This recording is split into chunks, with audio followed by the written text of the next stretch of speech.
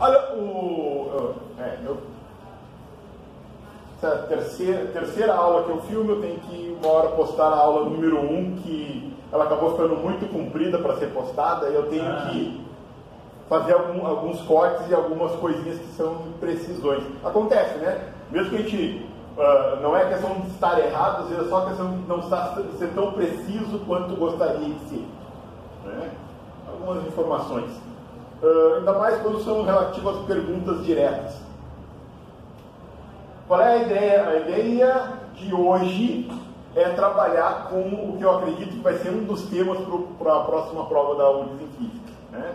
50 anos do homem ter pisado na Lua.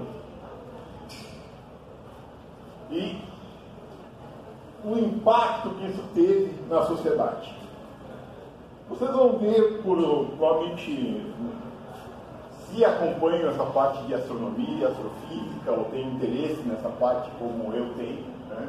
Vocês começam a ver muitas informações sendo apresentadas. A ideia é construir um pouco disso também, pegando um outro formato. O que eu estava pensando? Eu estava pensando no seguinte, né? Nós não precisamos só de cientistas, nós precisamos de um termo inventado pelo Walt Disney para construir seus mega parques de produções, né? de produções. Ele chama de Imagineer. O Walt Disney tem um termo muito legal, que ele diz assim, nós não temos engenheiro, né? E nós não temos só sonhadores, nós temos engenheiros sonhadores. E agora está vindo o Rei Leão, o filme para 2019, né? Sim, todo mundo chorar de novo com a morte do Mufasa. Vamos chorar de novo. Então,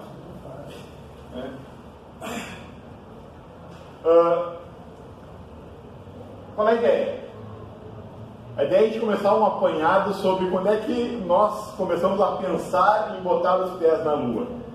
Né? Nós temos todo um período muito grande da humanidade em que a Lua é simplesmente um objeto, né? E ele marca praticamente a passagem do mês pelas suas fases.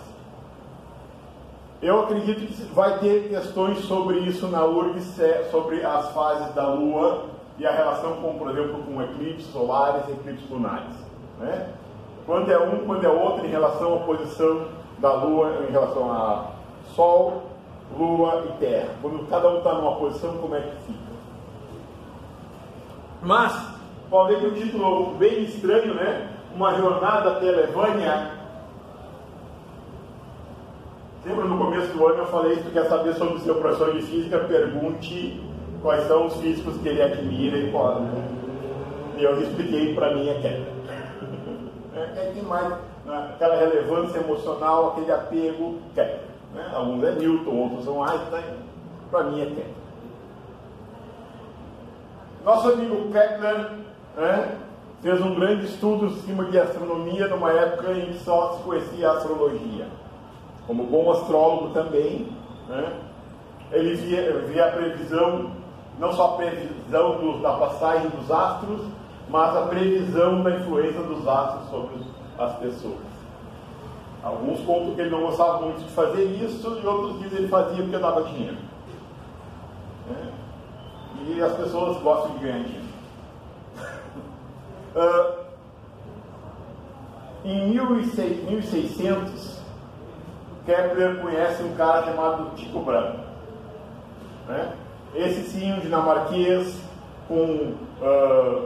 cientista, astrônomo, observação, os melhores equipamentos da época para observar, os maiores testantes, né?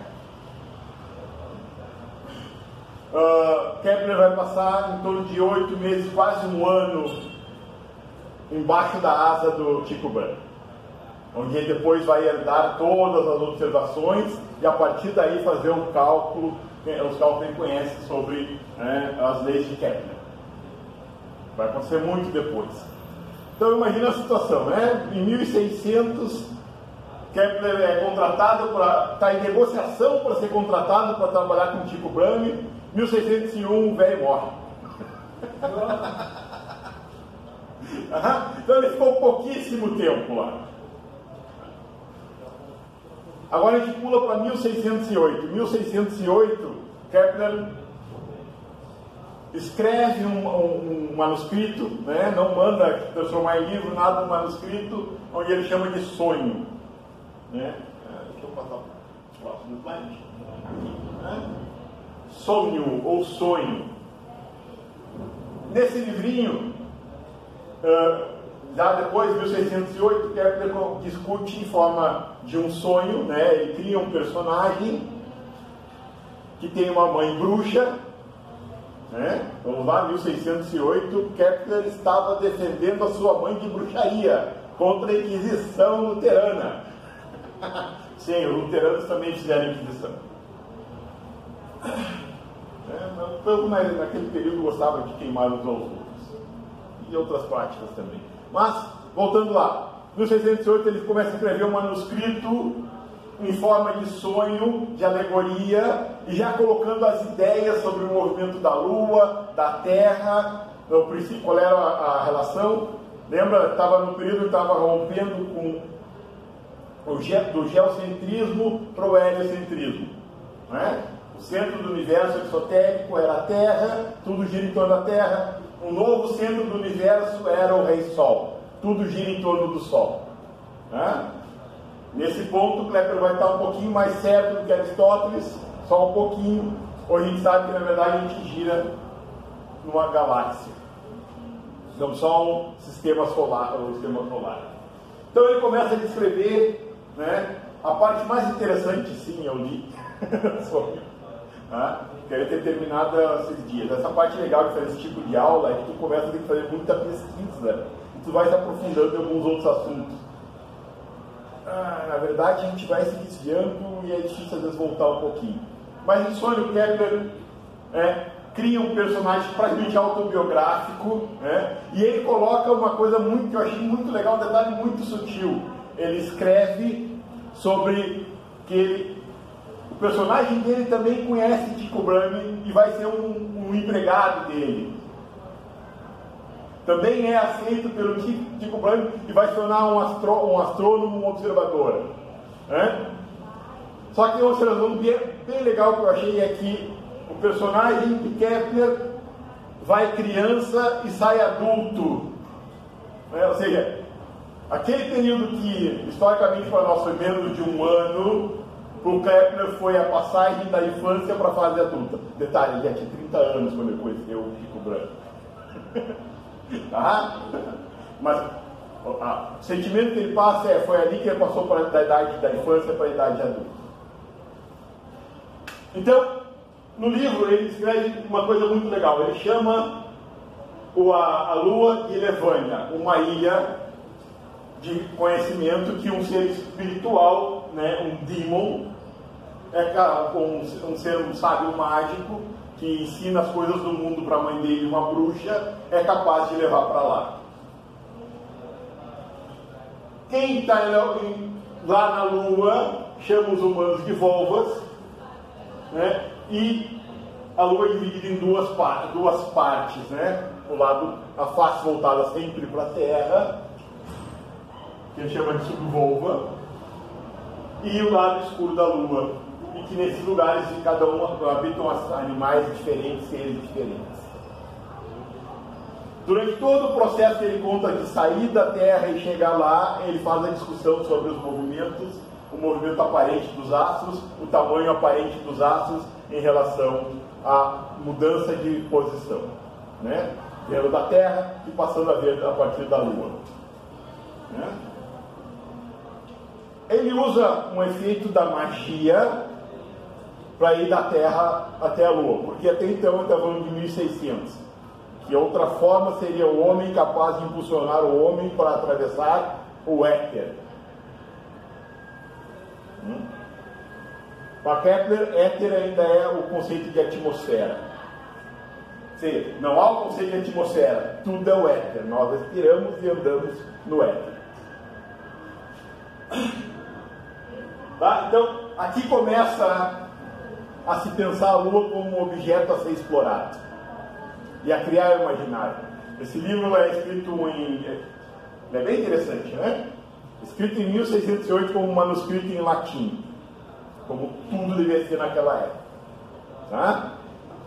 Esse livro também é usado para atacar o Kepler na Inquisição, dizendo: olha aqui, tua mãe é bruxa e tu mesmo falou. É usado também para lá. Eu estava dando uma pesquisada, ou a última versão desse manuscrito, já depois de 1630 é quando ele morre. 1634, o filho dele, né, Ludovico, é quem publica o livro. 4 anos depois, póstumo, é publicado. Na última versão, Kepler praticamente reescreve ele em cada parágrafo, fazendo uma nota explicatória. Se esse livrinho, o Sonho, tem umas 12, 10 páginas no máximo, a versão com as explicações tem mais de 200. Onde ele explica como é que funciona. Eu dei uma lida só na versão traduzida dele. Por sinal, quando vocês pegarem o arquivo, esse link leva para a versão traduzida dele. Tá? Vou poupá-los de ler em latim. Tá bom, sei que vocês não vão ler, mas caso seja interessante, é legal, é uma forma diferente de ver. Tá? Então, aqui, o que ele está fazendo? Lembra? Criando um imaginário. É preciso criar um imaginário, primeiro, do homem querer descobrir o espaço e até a Lua. Não é o único a escrever histórias de ida até a Lua nesse período. Nós temos até Cyrano de Bergerac, nós temos vários outros que propõem uma ida à Lua, mas esse é o único que começa a construir uma ficção científica. Ou seja, usa conceitos de ciência para animar a história. Agora a gente dá um salto bem grande, olha só. Nós saímos de 1600 para 1800. Nós temos da Terra à Lua, do Júlio Verne. Tá? Viagem da Terra à Lua, bastante conhecido, né? Um grupo de pessoas notáveis constrói uma bala de canhão oca e dispara a bala de canhão contra a Lua, tentando chegar lá. O primeiro livro, da Terra à Lua, trata sobre todo esse processo de como construir um canhão. No momento, olha só, nós estamos em 1865, a história se passa nos Estados Unidos, tá? Eles calculam que o melhor lugar para disparar um canhão para a Lua é na Flórida, tá? Bem próximo de um lugar chamado Cabo Canaveral. Tá? São precisos 3 homens dentro da cápsula, que é o que vai acontecer também em 1969. Tá? E ele propõe, né, antes disso, uma sociedade da arma. É um conceito estranho, né? O livro é escrito um pouco depois da Guerra de Secessão Americana. Principal arma, canhões. Né? O uso de uma arma bélica para pesquisa científica. O uso de um canhão, a arma mais poderosa que eles tinham, canhões de longo alcance. Uma sociedade dedicada a construir canhões, se reúne e mobiliza toda uma nação para construir um canhão gigante, uma bala tão grande que pessoas possam ficar dentro. 3 humanos, 2 cachorros e não sei quantas galinhas. Até as galinhas vão. Então, cria uma comoção nacional para construir esse canhão gigante e disparar uma bala contra a Lua. O livro todo trata sobre esse processo da construção do canhão, das pessoas, do disparo e do envio para a Lua. Encerra o livro. 1865. Né? 1869, 4 anos depois, ele escreve a segunda parte do livro, que é ok, eu mandei as 3 criaturas para o espaço, e agora? Então, Viagem ao Redor da Lua trata sobre o primeiro objeto orbitando a Lua. Tá? E aí vai usar todos os conceitos de física conhecidos, inclusive detalhes de distância, Terra, Lua, tempo de viagem.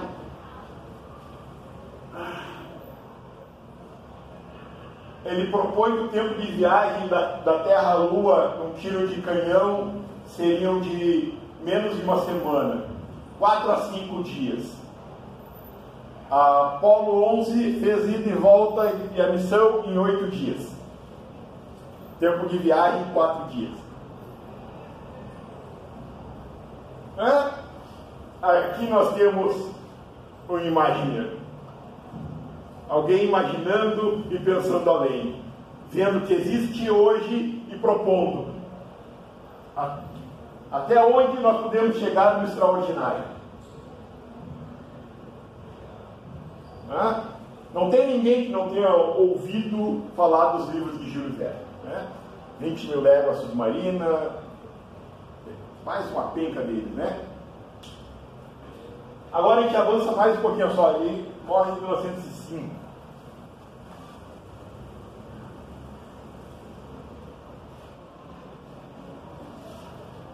Em 69 ele propõe viagem à Lua. Outros continuam fazendo esse trabalho de imaginar. Nós temos H.G. Wells em 1901 com o primeiro homem na Lua. O primeiro homem na Lua sai em formato Pulp Fiction, ou seja, histórias contadas em jornais ou revistas que depois, que já tem a citação popular, são transformadas em livros. Ele propõe que há seres na Lua, homens são capazes de chegar lá, mas para isso nós temos que inventar materiais capazes de suportar a viagem e nos fazer chegar na viagem. Ele propõe o... como é que é o nome? Caveney, eu não sei o nome. Ele propõe a criação de um material que vai funcionar como um sistema de antigravidade e com isso vai ser possível chegar até a Lua. Ok, estamos longe disso. Mas aí começa a imaginar as outras coisas necessárias a sobreviver nessa viagem. 1902, Méliès propõe vídeo no cinema Viagem à Lua, que é algo que todo mundo conhece, mas ninguém viu. Nossa geração não consegue olhar esse tipo de coisa. Não, filme mudo, onde ele propõe também uma viagem exploratória até a Lua, num tiro de canhão. Ele junta um pedaço de todas as outras histórias, se viagem à Lua e a volta ao redor da Lua, não aterrissa na Lua e não sabe o que tem lá, só vê pela janela. Esse aqui propõe a ida na Lua e que seria possível parar lá. Deixa eu só... Eu esqueci meu fone aqui. Desculpa, deixa eu falar. Tudo bem. Agora você está gravando a aula, né? Sim.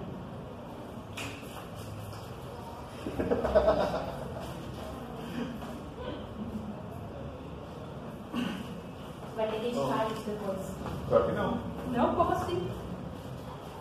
Eu só para avançar um pouquinho no meio.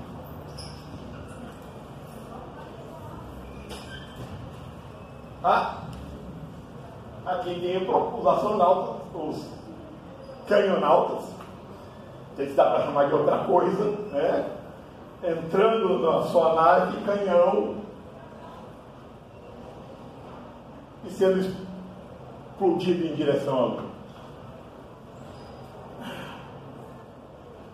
Olha só, nós estamos falando de 1860, a coisa mais potente que eu tenho é canhão, tá? Por que então nós vamos usar foguetes para ir para a Lua depois? Essa é a pergunta que tem que ficar no imaginário para entender como é que a coisa avança. Por que a gente não continuou com pesquisas de canhão? Pode gerar uma bela questão aí, né? Tá bom, vou eu mesmo responder. Num canhão, eu tenho a aceleração máxima no disparo depois eu vou perdendo a aceleração, vai desacelerando. E no foguete, ele é como se fosse um canhão constante. é constante, né? Velocidade constante, né? Ao aumento de aceleração.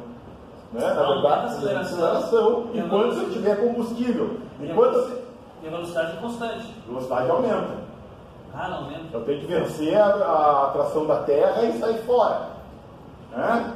Vai chegar um momento que eu já não preciso mais impor a aceleração.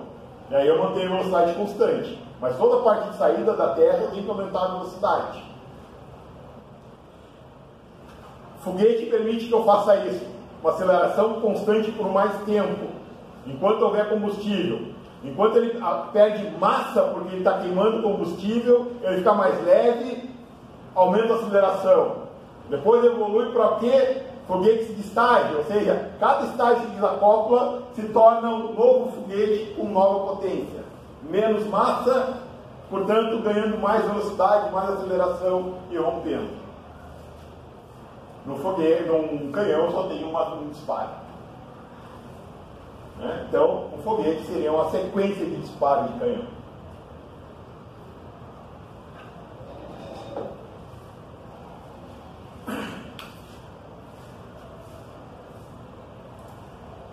Então, isso aqui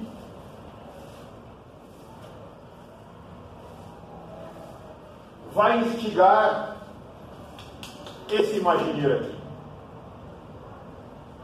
O menino Hermann lê os livros de Júlio Verne e pira. Né? Ele pira, ele nasce em 94, né? Em 1923 ele escreve uma tese de doutorado, depois de ter se formado em física, né? Propondo a possibilidade de foguetes para o espaço planetário. Né? Nós vemos aqui a proposta de usar foguetes para o planetário. Não quer dizer que não tenham tido outras experiências com foguetes. Né? Foguetes é um brinquedo dos humanos desde 1300. Mesmo que os chineses nos deram de presente a pólvora. Né? Qual é a criança aqui que não botou um rojão embaixo da lata e viu a lata voar? Né? Não pode contar para a mãe que fez aquilo, né? Mas não fez. Muitas vezes. Né? Vai, aí ela vai mesmo, ela se manda. Quem aqui fez o seu próprio foguete com aletas? Até hoje tem que ficar aquele muro que eu derrubei. Então tá, essa parte legal, o menino Hermann, né, descobre os livros de Júlio Verne e fica fascinado. Fica fascinado também, né, com o cinema mudo mostrando as possibilidades de uma viagem para fora do planeta Terra. E aí ele propõe, né, uma tese onde ele diz: no estado atual da ciência e tecnologia é provável a construção de máquinas que possam ser levadas acima da atmosfera da Terra. Em uma perfeição maior, essas máquinas podem avançar velocidades tais que não precisam sair de volta à superfície da Terra e são até capazes de deixar a área de atração da Terra.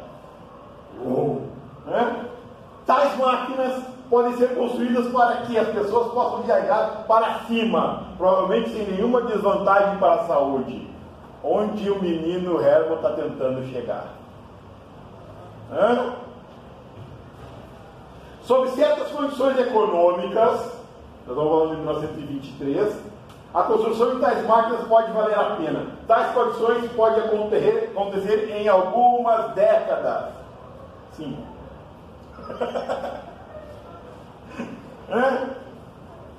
Lembra? O menino Hermann imaginou isso e viu acontecer. Fez parte disso acontecer. Isso é um dom para poucos, né? nesse mesmo período, ele propõe a construção de um foguete.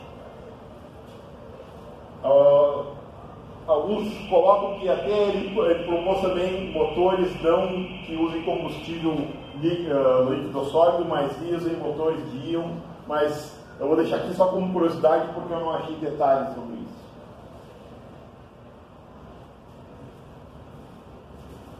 Olha só, né?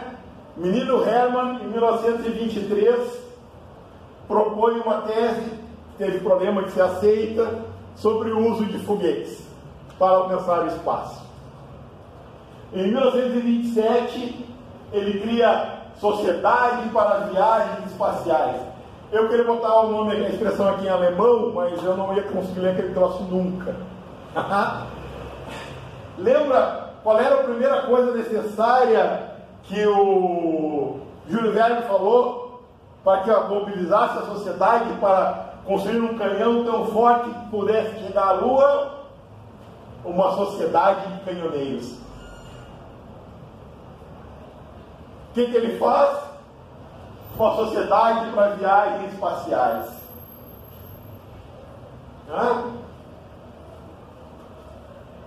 Em 1929, Fritz Lang, cineasta que faz Metrópolis, também propõe um filme chamado Mulher na Lua.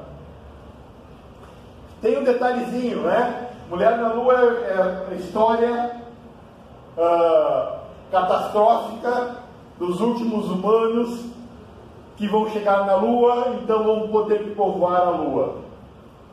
Né? E centrado em cima de uma mulher. Lembra, ele faz também em Metrópolis a história centrada numa mulher mecânica. Agora uma mulher que vai ser a nova Eva de uma nova sociedade na Lua.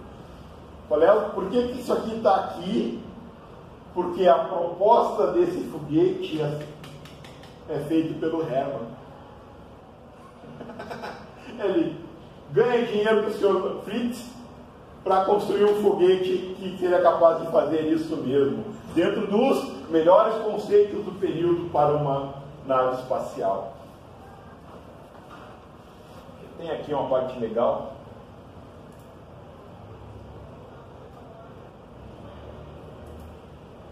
Desse seriado, que é o filme parte do lançamento.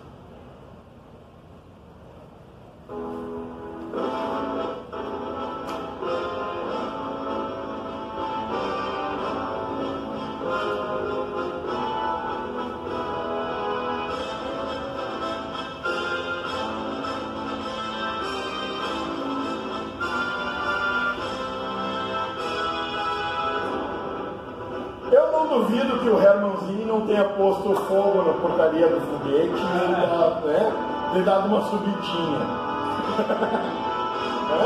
Eu teria aproveitado esse cenário construído e vamos ver como é que ele fica quando pega fogo.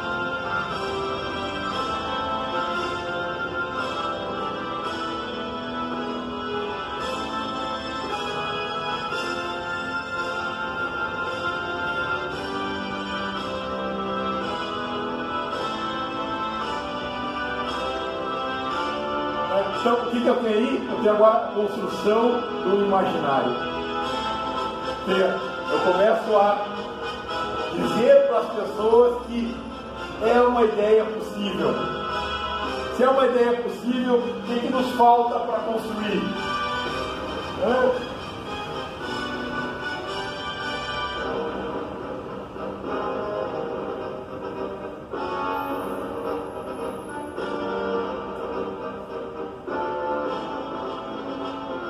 Vou mostrar a saída do foguete.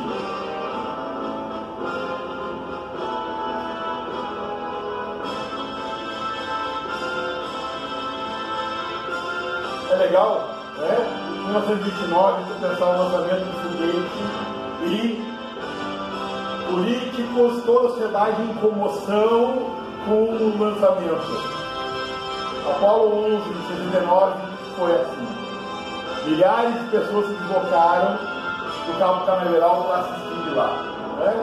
Televisões, rádios, tudo anunciando e acompanhando o lançamento.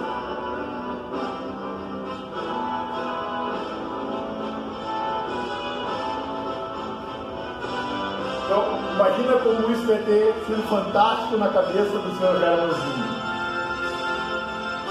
que propôs isso e imaginou antes dos outros.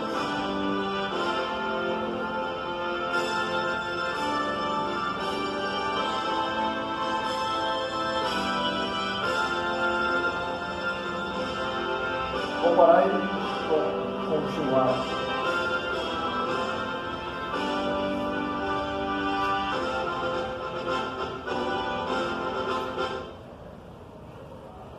Então, depois do Hermanzinho, nós temos o Werner.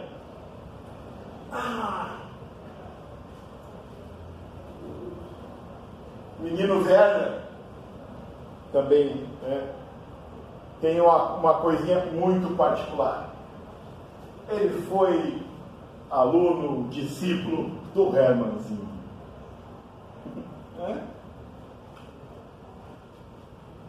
Ele descobre na escola o livro sobre foguetes do Hermann e diz: é isso que eu quero fazer, eu quero chegar na Lua. Esse é meu objetivo de vida, eu quero chegar na Lua. Aí, o que ele faz? Ele se forma em engenharia mecânica. Ou seja, o que um foguete precisa de motor? Eu quero fazer engenharia mecânica. Nesse período, ele vai para onde? Na Sociedade das Viagens Espaciais do Hermanzinho.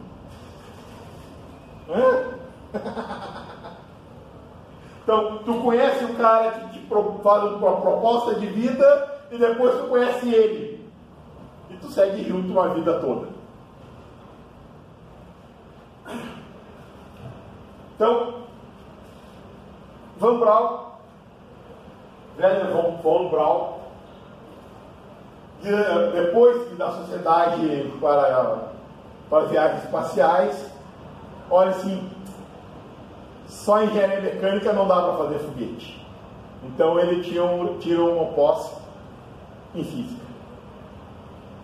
Se eu não me engano, era estudo sobre combustíveis líquidos para foguetes. Ou seja, ele só expõe o papel que ele já estava fazendo.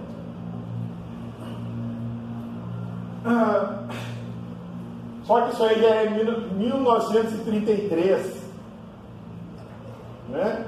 1932, quando ele entra na Sociedade Espacial, a Alemanha já passou da Primeira Guerra Mundial, está passando pelo quê? Pelo período que eles chamam de República de Weimar. 1914, Primeira Guerra, ele nasce em 1912, ou seja, ele ainda é criança quando a guerra termina, a sociedade acaba-se o Império prussiano-alemão, se funda a Alemanha e começa-se a República de Weimar.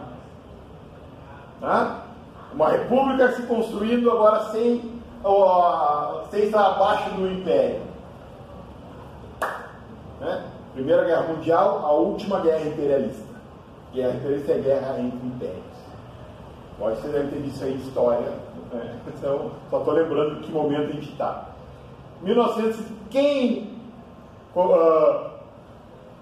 se torna chanceler da Alemanha em 1933? O Adolfo, Hitler. Então, esse cara vai brincar de fazer foguetes em pleno início do Terceiro Reich. Por bem ou por mal, nosso amigo Werner só tinha uma vocação na cabeça dele: eu vou chegar na Lua, vocês eu não sei. Se vocês vão estar vivos até lá, eu não sei, mas eu vou.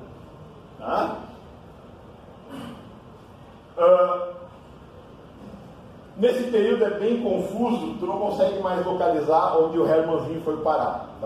Alguns colocam que a partir dali ele saiu do centro da Europa e foi ser um professor de matemática escondido em algum lugar. Tu não vê contribuições dele no período de esforço de guerra e pós-guerra. Do esforço de guerra e durante a guerra. Já esse guri, não, né? O que vai acontecer? Ele vai ser então chamado para construir os foguetes do Terceiro Reich. Né? No momento que é mais ou menos assim, mas ele não precisava, não entendeu, assim, ó. Ele disse não vou, foi para a cadeia. Depois vai lá e pergunta de novo. Tu quer ir lá fazer um foguete ou quer continuar na cadeia? É mais ou menos nesse sentido. Só que ele é muito bom, ele é um projetista muito bom. Então ele começa a trabalhar nos foguetes V2, né? A arma da vingança número 2 de Hitler. E é muito bom isso. Então, tu é um cientista, tem uma guerra sem noção acontecendo, tudo que tu quer fazer na vida é construir foguete e o maluco te dá recurso infinito para tu fazer foguete. O que tu vai fazer? Tu vai fazer foguete. Tá? Qual é a outra opção? A outra opção é cadeia. Né? Qual é a outra opção além de cadeia? Fuzilamento. Tá? Se demorar muito para se decidir na cadeia, fuzilamento. Então tu vai. Né? Uma das coisas que é bem ofuscante quando tu vê a biografia do Werner é que querem aplicar nele crimes de guerra.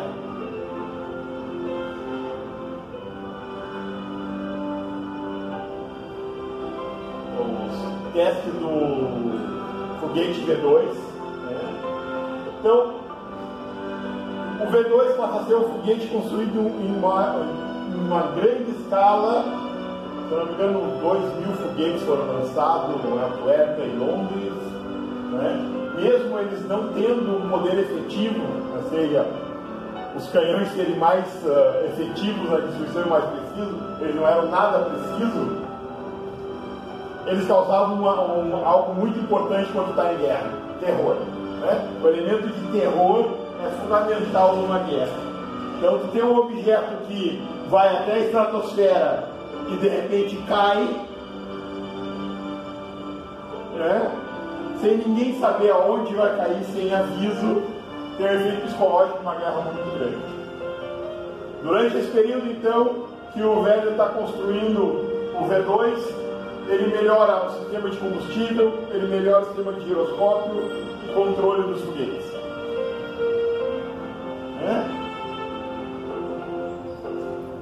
Antes disso, em 1934, ele consegue o feito de ter um foguete atingindo 2.000 km de altitude. Não é pouca coisa. 2.000, 2.200.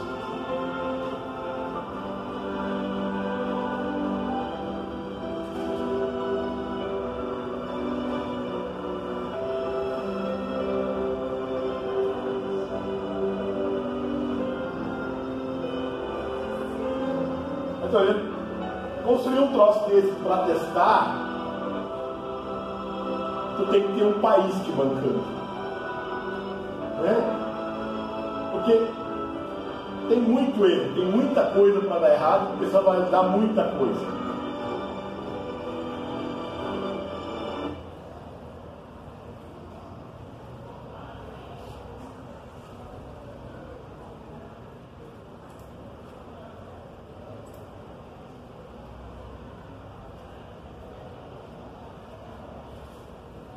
Se ele dizia que é pós-guerra, é o Werner explicando sobre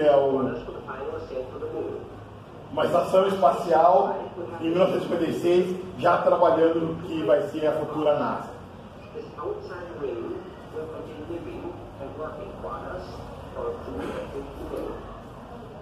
Quando Plymouth, a ilha onde ele está fazendo todos aqueles testes de construir os mísseis e atacada, ele tem duas opções: se render para os americanos, se render para os soviéticos. Né? Eu acho que ele fez a melhor escolha possível. Se render para os americanos significa pedir, assim, eu tenho todos os planos de foguete, eu sei fazer isso, né? Eu tenho aqui 500 dos melhores técnicos que a Alemanha pode ter formado e nós queremos ir para o país vocês como asilo. E é isso que acontece com ele. Né? Um gênio desse simplesmente teve todo o envolvimento dele com o período nazista perdoado. Né? Ele não deu a lua.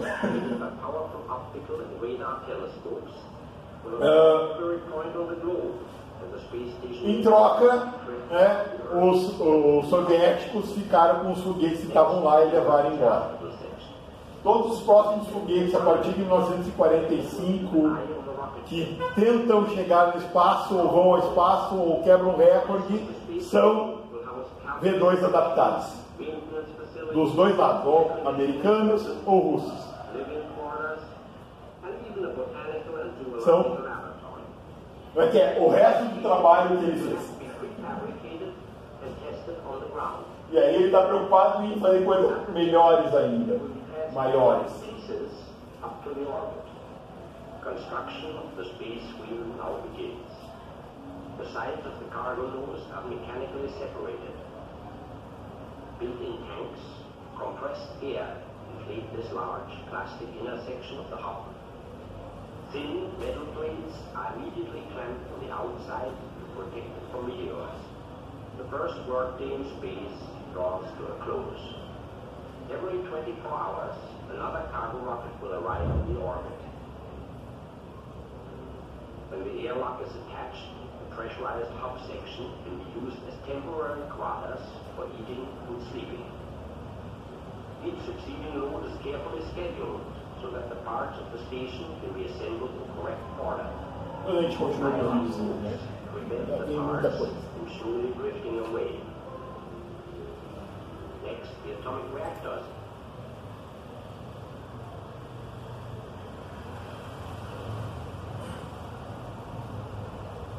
Van Braun morre em 77 com, se não me engano, câncer de pâncreas, né? E colocando como próximo alvo da humanidade chegar em Marte. Até o momento ele fez a parte dele, nós falhamos. Né? Nenhum homem pisou em Marte ainda.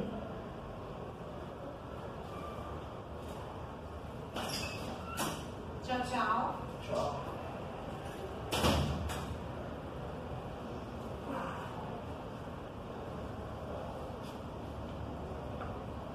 Isso aqui é legal para ver a linha do tempo da exploração espacial.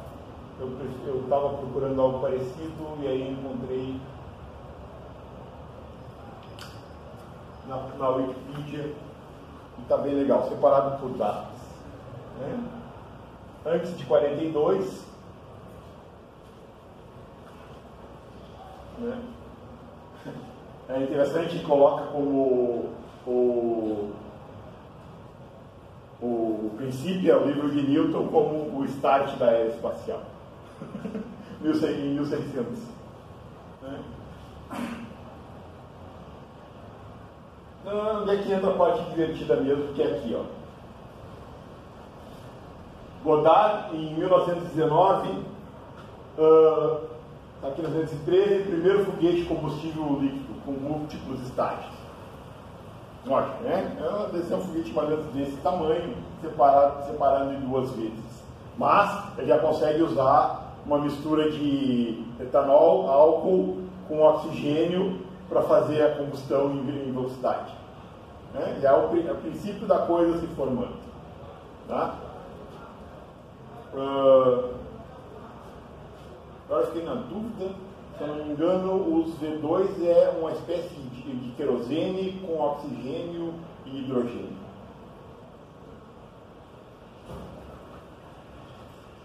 Mas eu devo estar errado.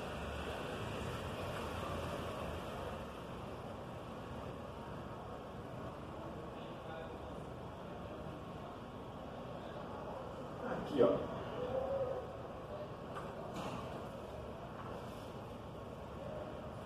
1929, Sociedade para Viagens Espaciais. É um marco na exploração espacial.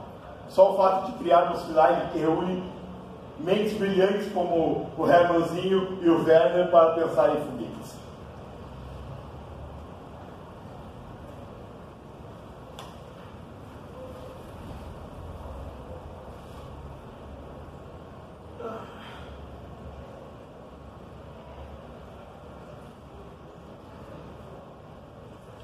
Em 1942, o primeiro foguete a alcançar 100 km de altitude, e era um V2.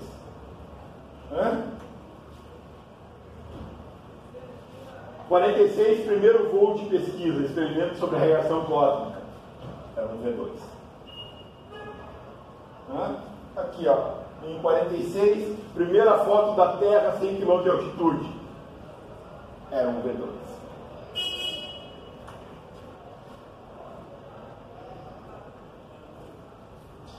Só para entender o impacto que o V2 teve na viagem espacial. Por que ele é tão falado?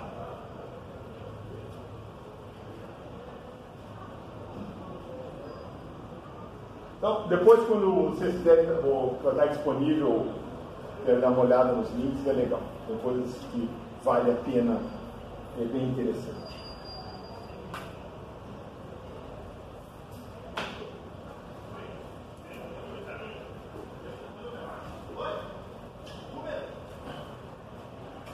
Curiosidade sobre o período da era espacial. Primeira delas é a descoberta do cinturão de Van Allen. Depois que eu passei meia hora procurando o Allen errado, eu parei no Ed Van Halen, da banda Van Halen.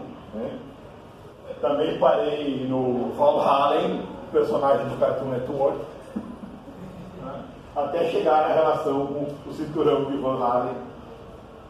Na época dos satélite Sputnik, e tem Sputnik 1, que vai causar um efeito no mundo ocidental sem precedente, e a gente vai ter essas consequências até hoje.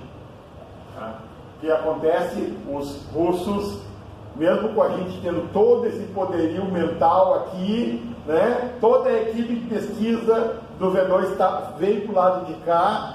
Eles são o primeiro a lançar um foguete com uma carga, sem a carga útil, um satélite, e lançar o satélite no espaço. Qual é o período que a gente está agora falando? A gente está falando de 1958, 57, auge da Guerra Fria. A Guerra Fria é guerra com pequeninhas guerras locais, mas um atrito internacional entre o mundo capitalista e o mundo socialista. E o mundo socialista é o primeiro a botar um objeto no espaço. E esse objeto passa por cima dos Estados Unidos.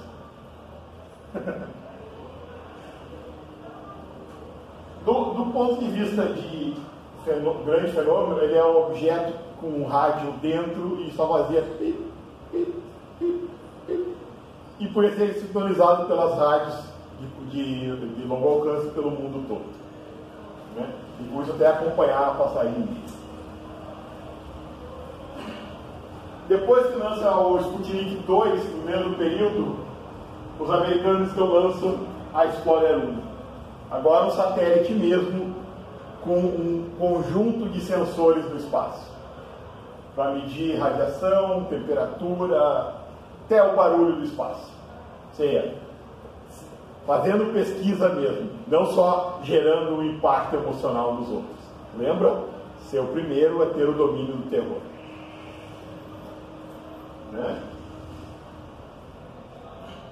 E uma das principais coisas foi descoberto então o cinturão de Van Halen.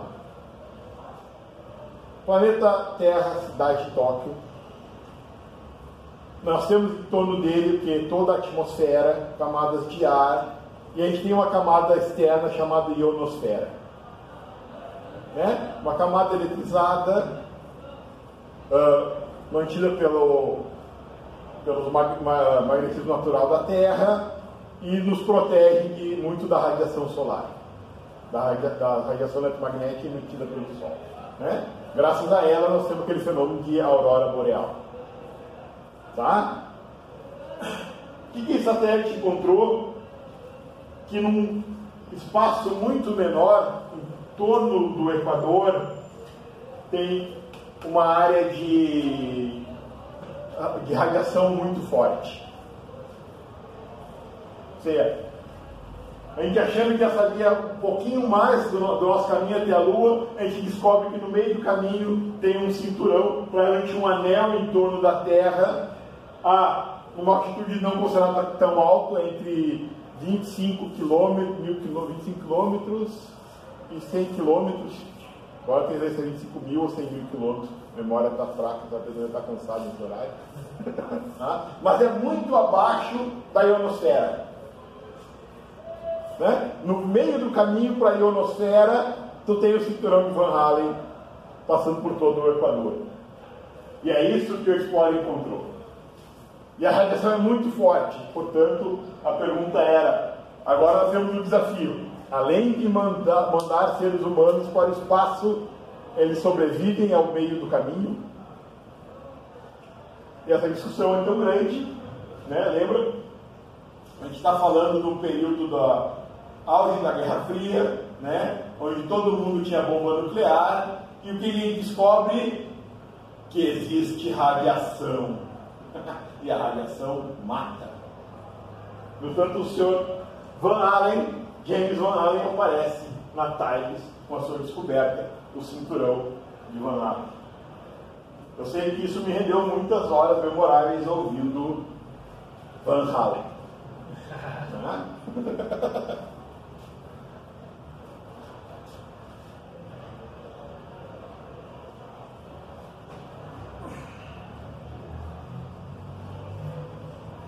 Olha só, essa é a parte extremamente interessante, tá?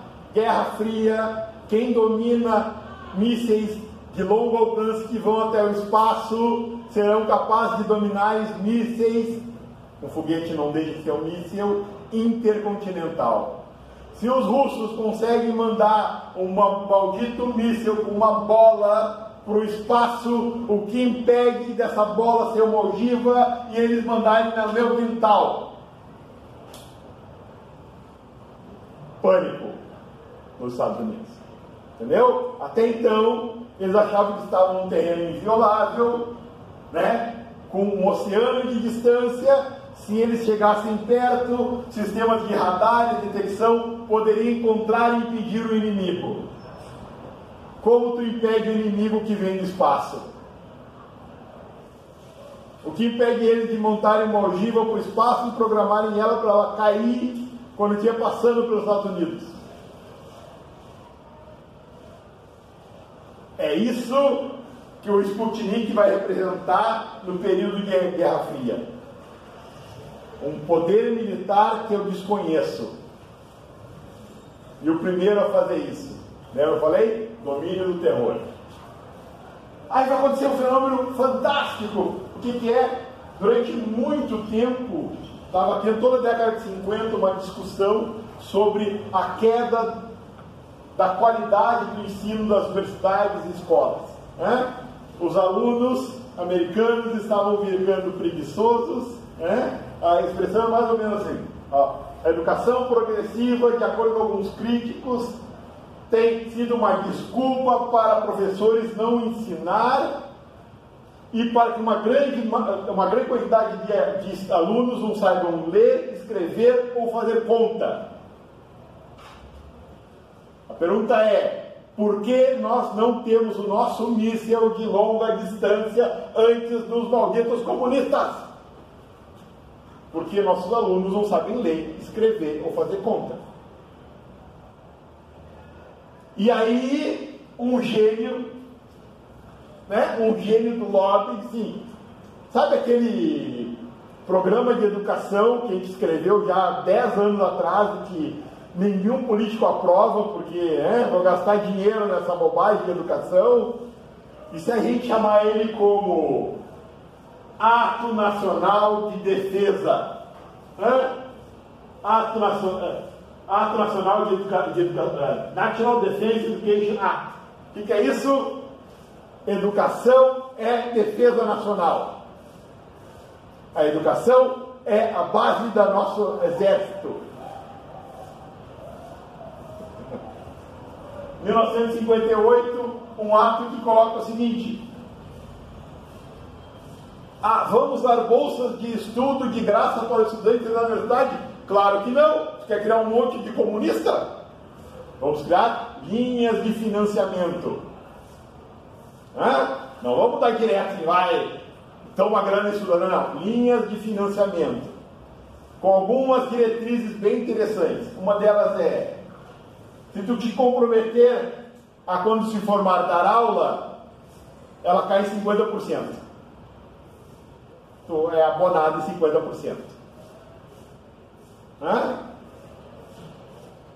Se tu continuar na universidade para seguir outras carreiras, ela pode cair mais ainda.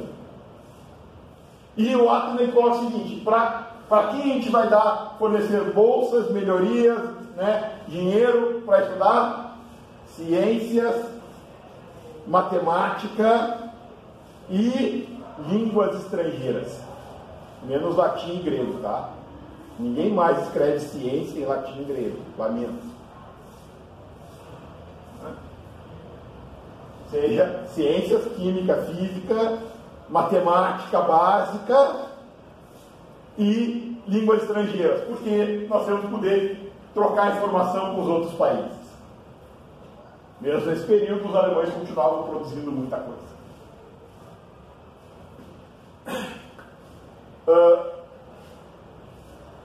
Diretamente teve uma consequência. O número de estudantes em faculdade dobra em 10 anos. Não é? 40% dos jovens em idade que estavam na faculdade estavam na faculdade. Isso é muita coisa. O que acontece na década de 50? Nós temos lá em 1946, 48, se eu não me engano, os microtransistores, o aumento dos computadores, existe uma necessidade de ciência da computação. Ciência da computação é feita por matemáticos. Durante toda a década de 50, os matemáticos saem das escolas, porque o salário não é bom, e vão trabalhar com computação. Então esse ato começa a fazer o quê? Não é que nossa escola seria ruim em matemática. A gente não tem matemático dando aula lá. Eles estão trabalhando na IBM, ganham muito mais dinheiro. Eles estão na Siemens, eles estão trabalhando com informática. Esse ato vem para preencher essa lacuna. Professor de volta para a escola, ganhando bem. Nem que no primeiro momento seja dar aula para pagar a universidade.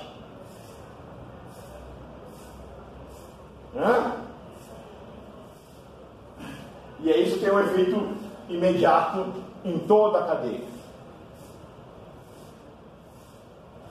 Década de 50 eles já estavam dizendo: olha, se vocês não pararem para ensinar as crianças a ler, escrever e fazer conta, a sociedade acaba. O Ato Nacional de Defesa através da Educação tinha só uma coisa que incomodava os professores universitários em relação a isso. O último item exigia um juramento de defesa em defesa do Estado americano. Ou seja, eu não vou te dar dinheiro e depois tu vai usar para fazer coisas erradas. Então, era a única coisa que tinha e durou até o período Kennedy. Foram os primeiros quase 8 anos. Tu tinha que, para receber o dinheiro, tu tinha que prestar um juramento de que tu não faria nada para derrubar o Estado americano. Literalmente nessas palavras.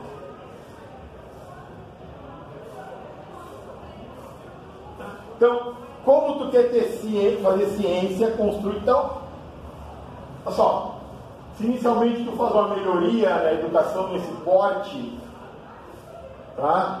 Ou seja, eu começo a encher as faculdades de alunos de ciências e matemática, e eu ainda não tinha inventado a NASA para eles trabalhar, numa sociedade de economia liberal, o que acontece? Tu vai fazer empresas, gerar tecnologia, trazer inventos, e a sociedade como um todo cresce.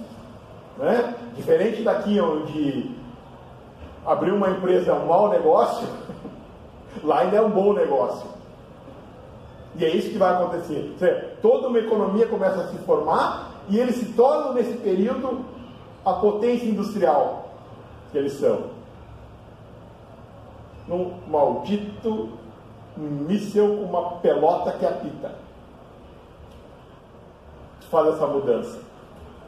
Né? Serve de incentivo para verem cá como eles conseguem fazer isso e nós não. Por que a gente não consegue lançar um foguete lá se a gente tem todos os gênios aqui? Porque gênio não trabalha sozinho, tu tem que ter uma equipe, tu tem que ter, isso não está sendo renovado. Isso precisa ser renovado constantemente. Essa revista Life, da década de 1958, fazia uma comparação entre os estudantes americanos e os estudantes socialistas na mesma época. Né? Enquanto os socialistas tinham contato com alta literatura, Shaw, Shakespeare, né?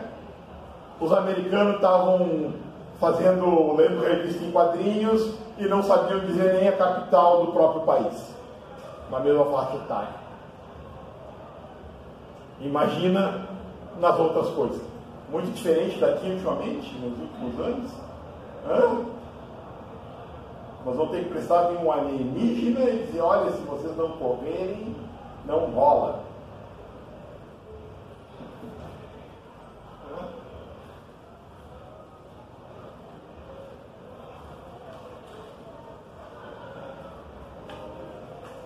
Em 57 passa o Sputnik, fevereiro de 58 é fundado a Agência de Projetos de Pesquisa Avançados.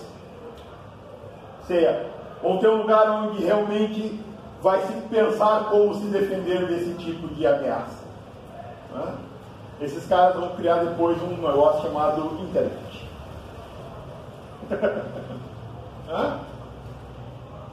Fora outras coisas que talvez daqui a alguns anos a gente descubra que foram eles.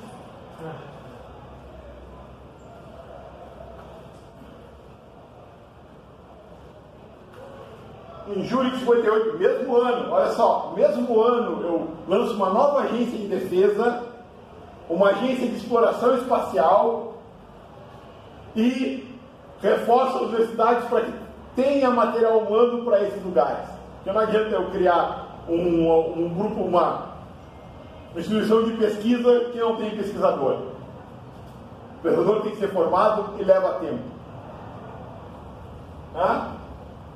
A NASA é criada em 58.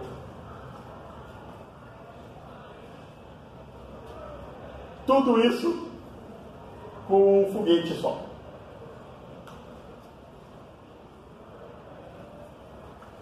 Então tá, estamos quase chegando ao fim.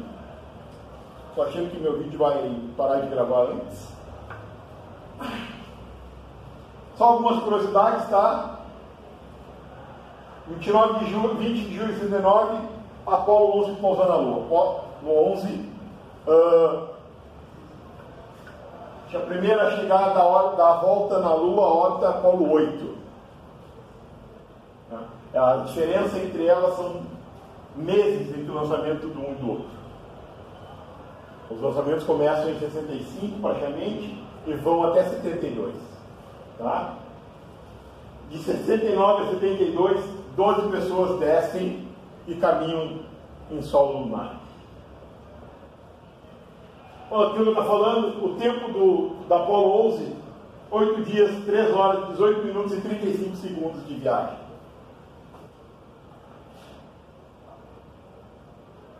Tem uma coisinha aqui.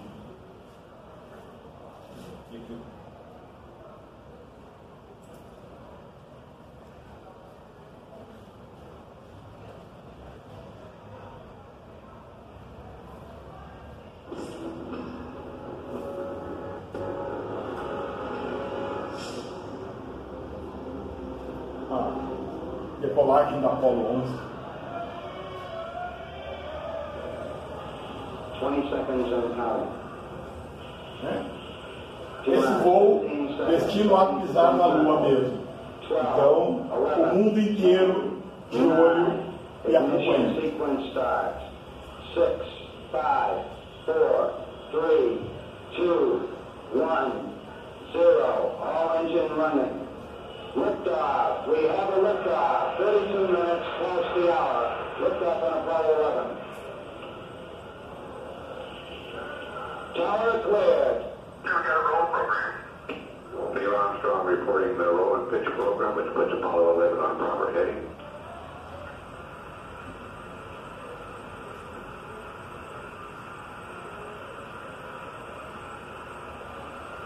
Plus 30 seconds.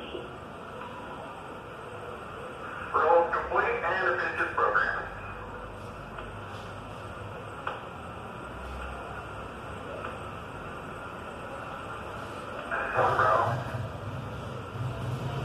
One Bravo is a abort control mode.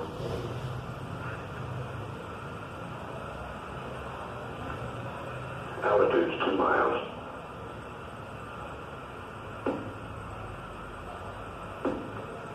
Oh, Houston, you're good at 1 minute. Downrange 1 mile, altitude 3, 4 miles now. Velocity 2,195 feet per second. Start model pressure red line is lit. I don't where it. Yeah, it don't make a difference. No difference. Okay, let's punch them out. Everything is go, Ralph. We're through the region of maximum dynamic pressure now. Yeah, everything looks good here. We're 1350 in the start model. Set 8 miles downrange, 12 miles high. Velocity 4,000 feet per second. Definitivamente algo que eu não faria. É o melhor dos humanos para fazer, se aventurar em algo assim.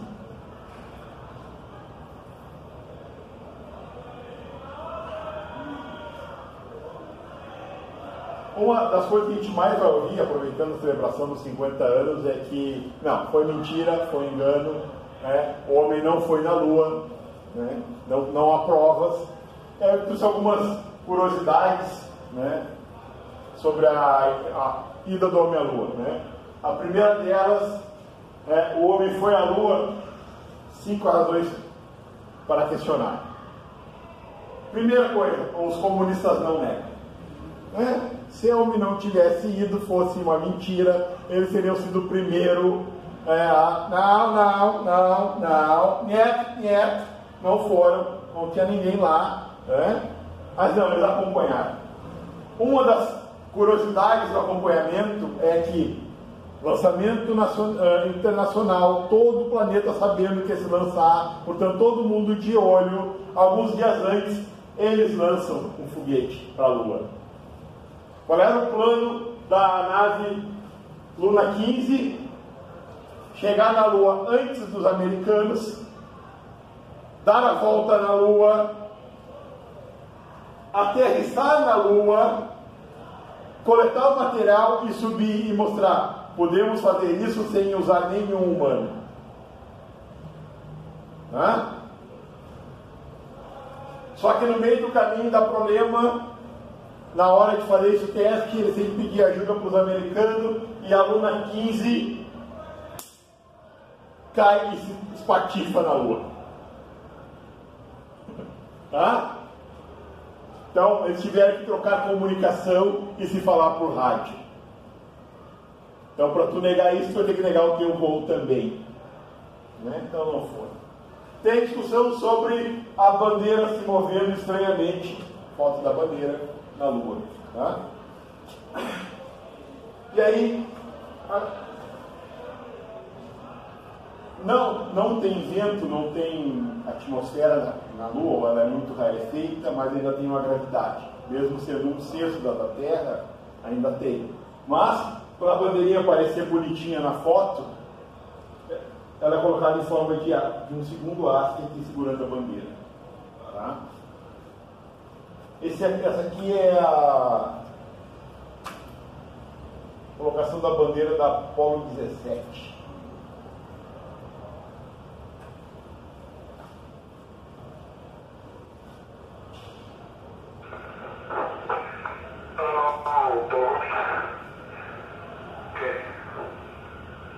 É legal, né? O Apollo 11 pisa, o Apollo 17 é rotina, qualquer um vai na Lua. Né? Tá tudo tranquilo, tá dominando. O cara contando piada.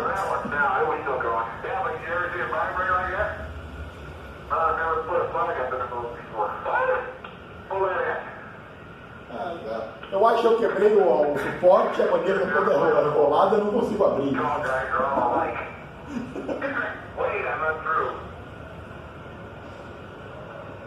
Okay. How about getting it stretched out here? Well, I just can't start forward too fast as I'd like to.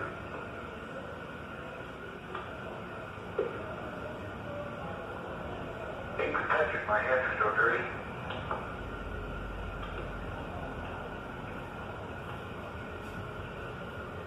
Okay.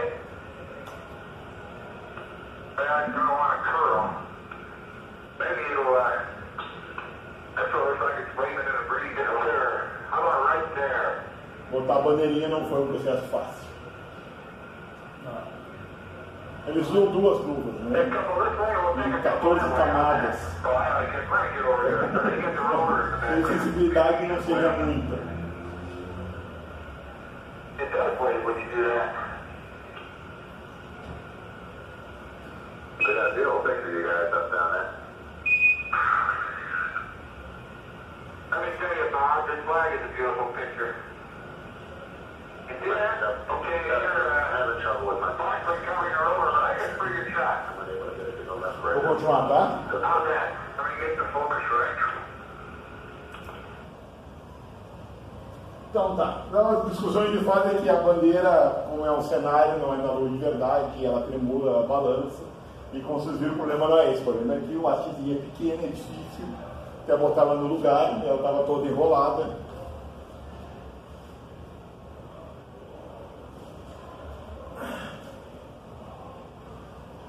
Se Armstrong foi o primeiro homem na Lua, quem tirou a foto da bunda dele? Esse é um dos questionamentos muito engraçados que tem, e a resposta é: essa não é a bunda do Neil, essa é a bunda do Buzz Aldrin. Bunda errada. Portanto, essa é a bunda do segundo homem que pisou na Lua.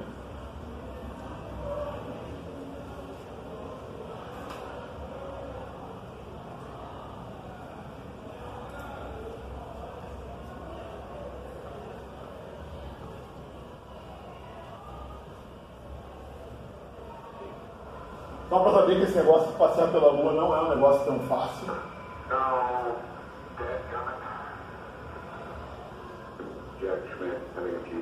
Ela não consegue juntar o Nakatini e caiu do Jucaí.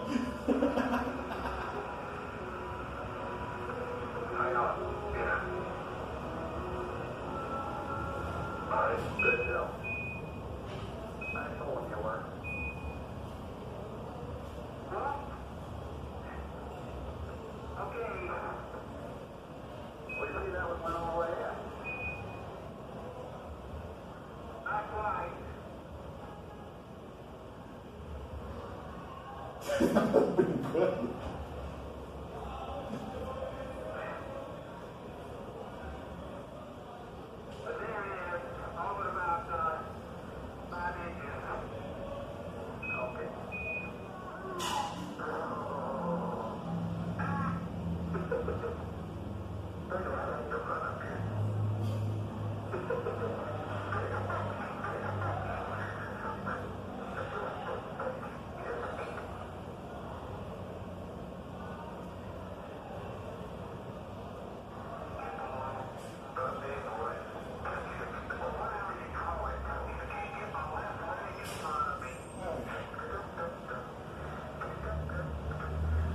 O astronauta está pulando e cantando.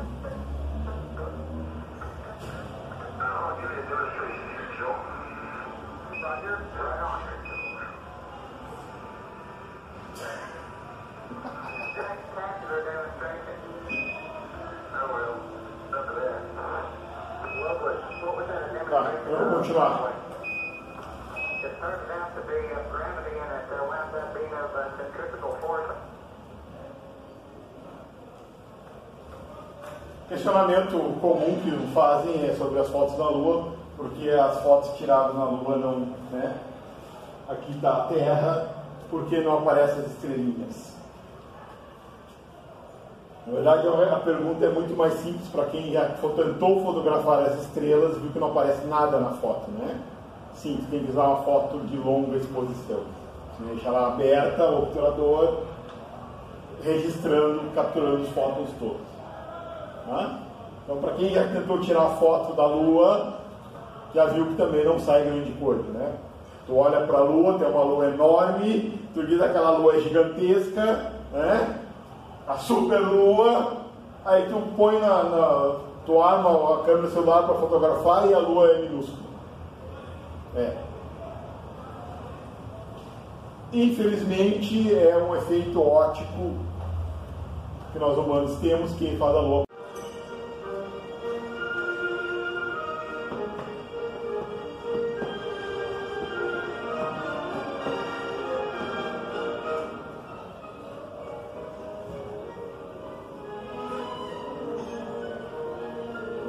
Como é que tu vai competir com isso? Um ano antes da viagem real,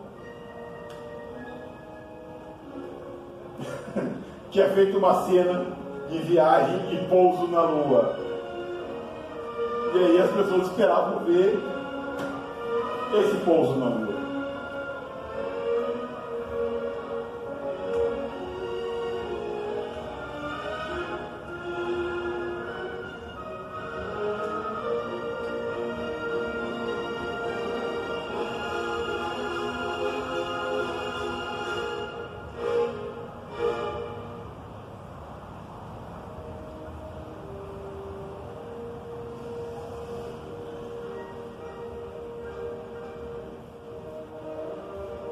Demora muito. Já viram Odisseia do Espaço? Não. Não? Conseguiu ver sem dormir? Hã? Eu tenho problema, não turno. Hã? Entendeu? Como é que tu vai competir com isso aqui? Hã? Um povo bonito, a pessoa tranquila, né? Pessoa que sabe caminhar na Lua, não é aquele astronauta sem noção. Hã? Vamos lá. Então, para a gente finalizar, só para não dizer que a gente não falou de UIS.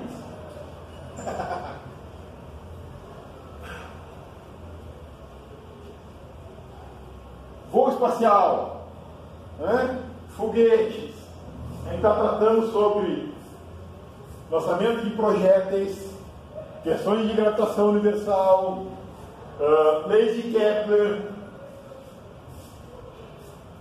todas essas coisas, fora as questões imaginativas.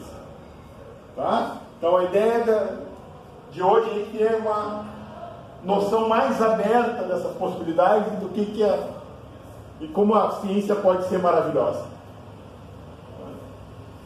Eu estava vendo uma criatura, foi um sábado qualquer, né? É um quadrinho sobre Deus e tudo mais, e o cara lê um livro de física, se impressiona e enterra Deus. Eu sempre achei que era o oposto. Como é que tu pode se maravilhar, né, e não surgir um Deus na sua vida? Questão. Foguete disparado verticalmente a partir de uma base de lançamentos onde seu peso é P. Inicialmente, sua velocidade cresce por efeito de uma aceleração constante. Segue-se então o estágio durante o qual o movimento se faz com velocidade constante relativo ao observador inicial. Durante esse estágio, do ponto de vista desse observador, o modo de força resultante sobre o foguete é... Viram que é aquela questão assim só para desconcertar, né? O foguete vai, o foguete vem, o foguete voa, e tudo que importa é com velocidade.